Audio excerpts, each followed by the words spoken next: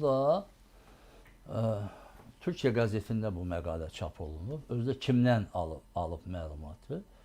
Krım türklərinin Ukraynadakı liderlərindən. O cümlədən də Mustafa Cəmiloğlu'ndan, Mustafa Krımoğlu'ndan.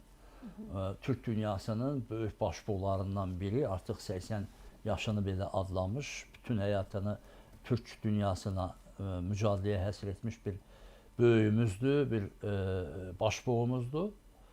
Və onun məlumatlarını mən doğru hesab edirəm. Niyə? İzah edirəm. Deməli, Mustafa Cəmiloğlu'nun Türkiyə mediasına verdiyi açıqlamaya görə Putinin gəlmək üçün 2 şərti olub. Birinci şərti qırıcılar deyil. Birinci şərti masada Krım məsələsi olmasın. Və Krım ümumiyyətlə müzakirə olunmasın və bunun arxası da var. Ümumiyyətlə işğal altındakı torpaqlarla bağlı bu dəfə müzakirələr olmasın.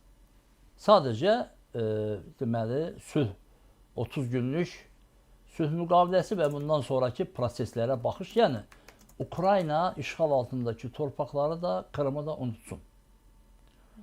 Amma bu birinci şərtlə bağlı nə baş verdi? Zelenski bir Krım türkü olan müdafiə nazirini deməli Umerovu, Rüstəm Umerovu göndərdi deməli nümayəndə heyətinin başında Türkiyəyə.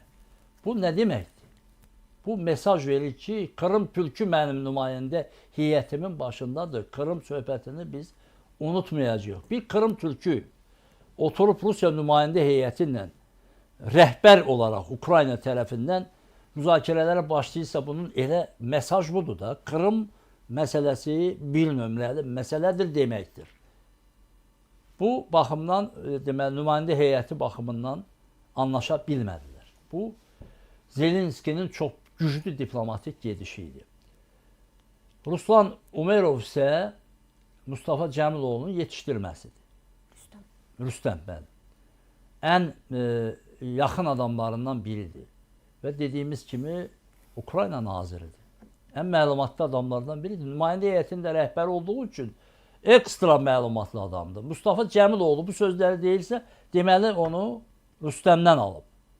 Öz yetişdirməsindən, evladından aldığı məlumatlar. Bu baxımdan bu rəsmi Ukraynanın məlumatıdır. İkinci şərti Putinin o olub ki, mən Rusiya hava sahəsini keçəndən sonra da Türkiyə hava sahəsində də mənim təyyarəmi Rusiya qırıcıları müşayiət eləməlidir. Bu məsələdə Türkiyə ilə anlaşmırlar, çünki beynəlxalq normativlər var. Türkiyə təklif edib ki, biz sizi qoruyacağıq. Bu artıq hava sərhəddi də vətəndir. Sən bərabər təlim keçmirik, anlaşma yox.